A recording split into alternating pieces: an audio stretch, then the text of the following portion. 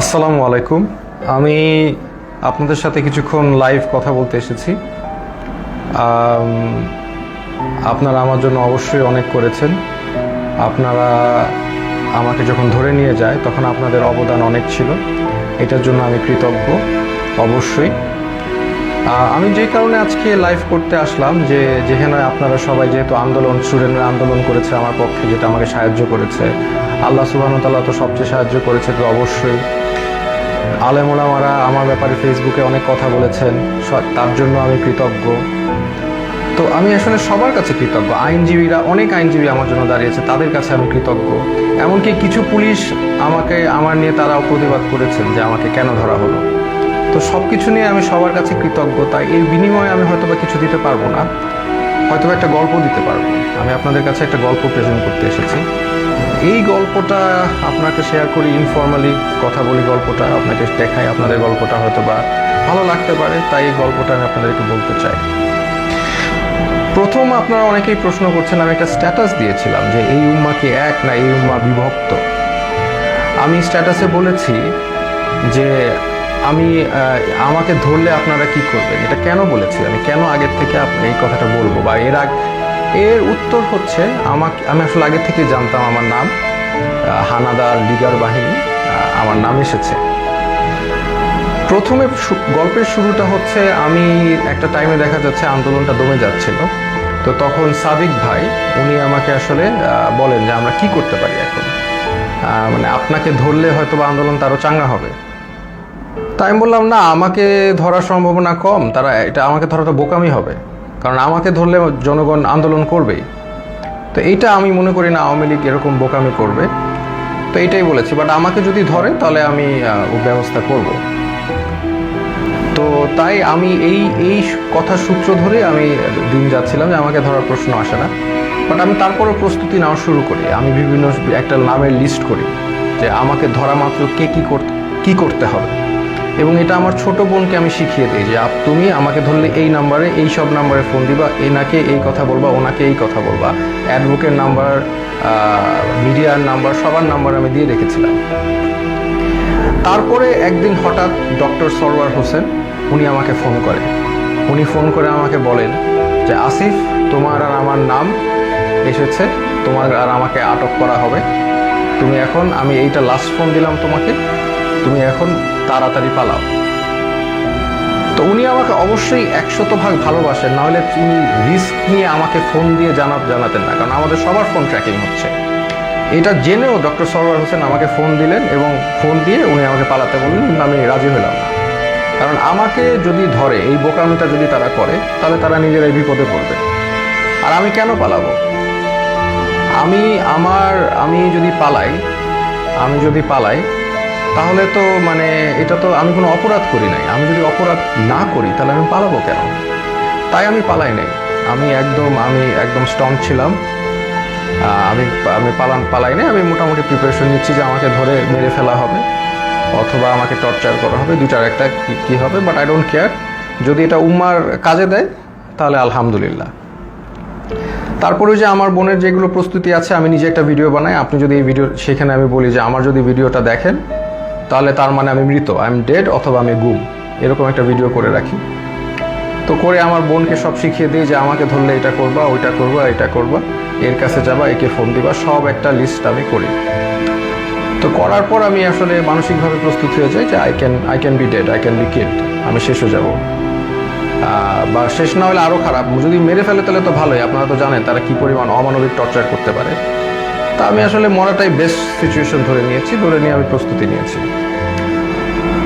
তারপর আমি মনে করেন অপেক্ষা করে একদিন ওই দিন রাতে 1টার সময় বেল বাজে। তখন আমার মনে হয় যে রাজাকাররা আসছে বা ওই লিগার হানাদাররা আসছে। তা আমি যে দরজায় দেখি কি আমার দারোয়ান। তা আমি ঘুমের মধ্যে ছিলাম, তো আসলে ওইভাবে চিন্তা করি নাই যে এইটা ট্র্যাপ। আমি খুলে দারোয়ানকে জিজ্ঞেস করতে গেলাম কি, সাথে সাথে দরজা ধাক্কা দিয়ে হানাদার লিগার বাহিনী ঢুকে গেল। আমি তো মানসিকভাবে প্রস্তুত, এখন ঢুকে গেছে, এখন তো আর কিছু করার নেই। আমি বললাম আপনারা দাঁড়ান, আমি আসতেছি। এটা বলে আমি আমার ছোট বোনের মানে কাপড় নিয়ে আসতেছি, তো আমি আমার ছোট বোনের রুমে গিয়ে আমি ওর চুলটা টান দিলাম, ও রাগ করে উঠে উঠে বসলো, আমার দিকে তাকালো। তো আমি বললাম দে আর হিয়ার। তো ও বললো কে? পুলিশ। আমি বললাম you know what to do, তুমি জানো তোমার এখন কি করতে হবে, এই শেষ কথা। তারপর আমি একটা কাপড় নিলাম, নিয়ে আমি ওদের সাথে চলে গেলাম। ওরা আমার বাসার যে সিসি ক্যামেরা ওগুলো সব বন্ধ করে রেখেছে, কিন্তু লাকিলি একটা ক্যামেরা অন ছিল, ওরা বুঝে নাই সেটা, ওটাকে তারা ক্যাপচার হয়ে গেছে যে তারা এগুলো নিয়ে গেছে। প্রথম দিন রাতে তারা আরও কয়েকজনকে ধরার চেষ্টা করলো, পায়নি, আমাকে নিয়ে তার ডিবি অফিসে নিলেন। ওইখানে যে অবস্থা, মানে একটা ভয়ঙ্কর অবস্থা, মানে 80-100 জনের মতো লোক ছোট একটা স্পেসে, মানে কেউ বসলে কেউ শয়, কেউ শুইলে কেউ বসে, একসাথে সবাই শোয়ার স্পেস নাই। ওইখানে আরেকটা এশিয়ান ইউনিভার্সিটির একজন প্রফেসর ছিল, উনি মানে শোয়ারই চান্স পায়নি, উনি বসেই ছিলেন, কেন স্পেস নাই, মানে এত একটা কনজাস্টেড এরিয়া, ফ্যান নাই, একটা রুমে কিছু এসি ঢুকে আর বাকি সব রুমে হচ্ছে মানে একদম ফ্যান নাই, কিছু নাই, সব সময় লাইট থাকে, সব সময় সাউন্ড থাকে, আপনি ঘুমাতে পারবেন না।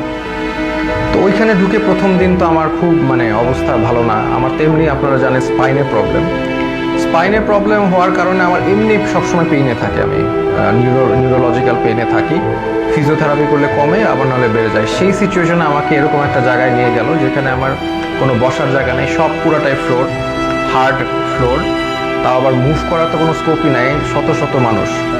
তো এরকম জায়গায় প্রথম একদিন ছিলাম, ওই রাতে ছিলাম। তারপরের দিন ওরা আমাকে ডেকে নিয়ে গেল উপরে নিয়ে তারা আমাকে প্রশ্ন করলো যে আপনি ব্র্যাকে কয়জন শিবির আছে। আমি বললাম আমি তো শিবির করি না, আমি কীভাবে জানবো ব্র্যাকে শিবির কয়জন আছে বা কি, এরকম অনেক প্রশ্ন করলো বারবার। তারপর অ্যাট ওয়ান পয়েন্ট তাদের মধ্যে ওই হানাদার লিগার বাহিনীর একজন, উনি আর কি জিজ্ঞেস করলো, বলেন তো এই কোটা দিয়ে আপনি এত কথা বলেন, কোটার পদ্ধতি কি, বিসিএস এর সিলেকশন প্রসেসটা কি? তা আমি তো আসলে বলতে পারি নাই, কারণ হচ্ছে আমি মানে মেন্টালি তো ওই লেভেলেই নাই, তাই না, আমি একটা মানে ভয়ঙ্কর একটা অবস্থায় আছি, ওই লেভেলেই নাই। তো তারপরে ওরা কি করলো, ওরা এসে আমাকে মনে করেন আমাকে ধাক্কা দিল, আমার তো স্কেচ নিয়ে হাঁটতে হয়, আপনারা জানেন একটা লাঠি নিয়ে হাঁটতে হয়, সে আমাকে ধাক্কা দিল, তারপর আমার মুখে হিট করা শুরু করলো। তো হিট করা শুরু করলো আমাকে, 6টা হিটের পরে আমি আসলে মানে অজ্ঞান হয়ে যাচ্ছিলাম। তো অজ্ঞান হয়ে যাচ্ছিলাম, তারা আমাকে বলে না ডোন্ট এরকম করে আমাকে দাঁড় করাইলো, আবার 2-4 বার হিট করলো। তো তারপরে তারা আমাকে মানে বললো যে আপনি তো খুব খারাপ জায়গায় আসছেন, আপনার বাম পায়ে প্রবলেম, ওই ডান পাকে আমরা একদম করে আপনাকে পুরোপুরি লুলা বানাই দেবো। তো এরকম একটা কথা বললো, এবং আরেকজন লাঠি নিয়ে আসলো আমাকে মারবে, পরে ওরা লাঠি দিয়ে হিট করে নাই, না করে আমাকে ওই জায়গায় আবার সেই জায়গায় যেখানে রাখে সেখানে নিয়ে গেল। তো ওই জায়গায় আবার আমার থাকা শুরু হলো, মানে ওইখানে এমন একটা জায়গা, বললাম তো কেউ যে একটু ফার্মের মুরগির মতো, ওইখানে কেউ মুভ করতে পারে না, কারণ এত মানুষ, এত শর্ট জায়গায় মুভ করার, কেউ হাঁটার কোনো সিস্টেম নাই। ওই যে আমি বললাম আপনাদের, কেউ শুলে, কেউ বসে, কেউ বসলে কেউ শোয়, মানে আর সবসময় লাইট আর সাউন্ড কন্টিনিউয়াস, ঘুমানোর কোনো স্কোপ নাই। ওইখানে সবচেয়ে ভ্যালুয়েবল রিসোর্স হচ্ছে একটা বোতল, কারণ আমরা তো ফ্লোরের মধ্যে শোন, তো ওখানে তো হার্ড ফ্লোর, ওইখানে কেউ যদি একটা বোতল পায় আলহামদুলিল্লাহ, মানে এটা মানে ভ্যালুয়েবল রিসোর্স। তো ওই বোতলটার উপরে তারা মানুষ মানে পেলে যে খুশি। তা আমাকে অনেকে চিনেছে, ওইখানে চেনার কারণে দেখা যাচ্ছে 2 দিনের মধ্যে আমি একটা বোতল ম্যানেজ করলাম মাথায় দিয়ে শোয়ার জন্য ফ্লোরে, এই একটা অবস্থা। তো আরেকটা বিষয় হচ্ছে ওইখানে 80 জনের একটা টয়লেট, আর আমার তো এমনি যেহেতু হাই কমোড ইউজ করতে হয়, বিকজ আমার মানে স্পাইনে প্রবলেম আছে, তো ওইখানে লো কমোড, তাও আবার 80 জনের জন্য একটা, 100 জনের জন্য একটা। তো এত লোকের একটা কমোড তো বুঝতেই পারছেন কেউ ইউজ করতে পারে না ওইভাবে। সো আমি খাওয়াও কমিয়ে দিলাম, because I have to go to the washroom, এটা তো যাওয়া যাবে না, আমি খুব কম খাওয়া শুরু করলাম যাতে টয়লেটে না যাওয়া লাগে। আর আরেকটা বিষয় হচ্ছে টয়লেটে ইউজ করে সাবানও তারা প্রোভাইড করে না কোনো রকম। সো এইরকম একটা কন্ডিশনে আমরা যাচ্ছি। আর এরপর থেকে আর কি আসলে জিনিসটা বুঝলাম যে বিষয়টা কি, আসলে বুঝার বিষয় ছিল, এখন আমি বুঝতে পারলাম। তো তারা প্রতিদিন ডাক দিবে, নাম কল করবে, ধরেন আপনার নাম হচ্ছে, ধরেন আমার নাম আসিফ মাহতাব, ধরে বলবে আসিফ মাহতাব, বাবার নাম শাহাবুর রহমান, এরকম বলবে, বলে নিয়ে যাবে, নিয়ে চোখ বাঁধবে, মুখ বাঁধবে, তারপর তাদেরকে ঝুলায় টর্চার করতে থাকবে, বাড়ি দিতে থাকবে, বিভিন্নভাবে টর্চার, লাঠি দিয়ে পিটাবে, পায়ের তলায় পিটাবে, হাত দিয়ে হাড়ের রুন্দে মারবে, মানে মানুষের শরীর নীল অবস্থায় তারা ফিরে যায়, সারা শরীর মারতে রক্ত জমাট বেঁধে নীল অবস্থায় এক একজন লোক ফিরে। জাস্ট, এবং তারা সাইকোলজিক্যালি একদম মানে অবভিয়াসলি নর্মাল না, কারণ তারা এখন নাম শুনলে, তাদের নামটা ডাক দিলে তারা ভরকায় ওঠে যে এখন মনে হয় তাদেরকে নিয়ে টর্চার করবে। তো এইরকম অবস্থা আমি দেখলাম বিষয়টা যে এরকম চলছে। তো এখন এরকম চলছে, আমি তো বুঝলাম যে হয়তোবা আমার সাথেও এরকম করবে, তারা তো বলেই দিছে আমাকে পাটা ভেঙে দিবে। তো এরকম একটা করবে এবং সবার সাথেই করছে। স্পেশালি জামাতের যারা আছে তাদেরকে, মানে জামাত যেহেতু বলে ফেলছে একবার, তাদেরকে মানে অমানবিকভাবে টর্চার করছে জামাত। আর নূর ভাইয়ের সাথেও ওইখানে দেখা হলো, নূর ভাইরে বললাম কি অবস্থা, তো নূর বললো যে যে ভাই আমাকে তো অনেক মারছে, হাত দিয়ে দেখালো, হাত নীল হয়ে গেছে।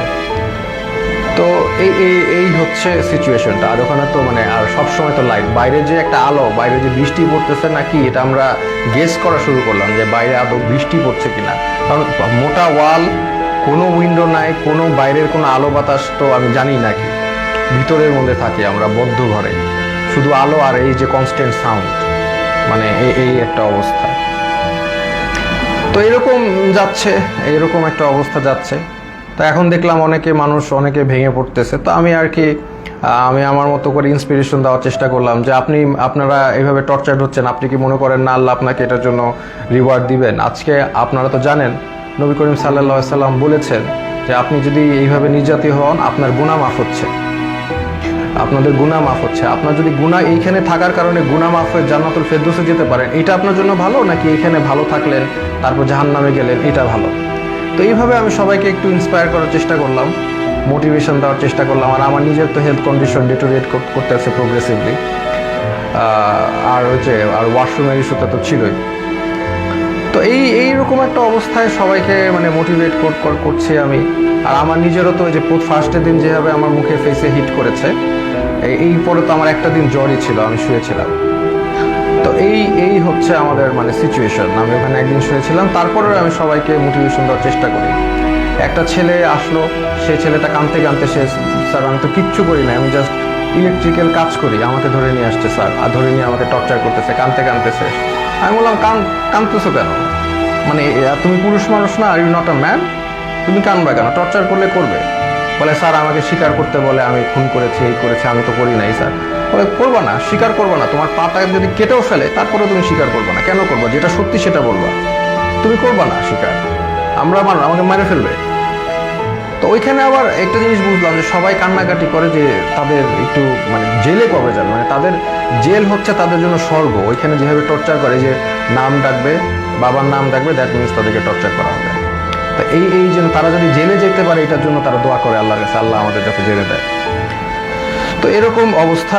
আমাকে তারপরের দিন, আমি তো অলরেডি এর মধ্যে তো আমি আমার বোনকে বলে আসছি, তার মানে আমার যে ভিডিওটা ছিল যে আপনি আমার ভিডিও দেখলে আমি মৃত, হ্যাঁ, তো এই ভিডিওটা আমি আশা করছি যে পোস্ট হয়ে যাবে। আমার বোনকে যেভাবে কাজ করতে বলেছি করবে, লয়াররা কাজ করবে।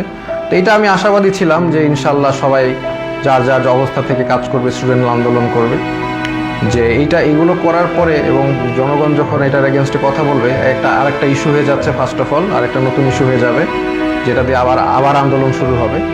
এইটা আমি জানতাম। আর এটার পরে আমাকে যদি আরও টর্চার করবে, কিন্তু এটা তাদের জন্য আরও খারাপ হবে। তো তারপরে আমাকে তারা ঠিকই গুম করা অবস্থায়, আর আমার বাবা মা যতটুকু জানলাম আমাকে গুম করে ফেলছে, এটা তারা বলছে, তারা স্বীকার করে না যে তারা নিয়ে আসছে। তো এই অবস্থায় তারা আমাকে কোর্টে চালান দিল।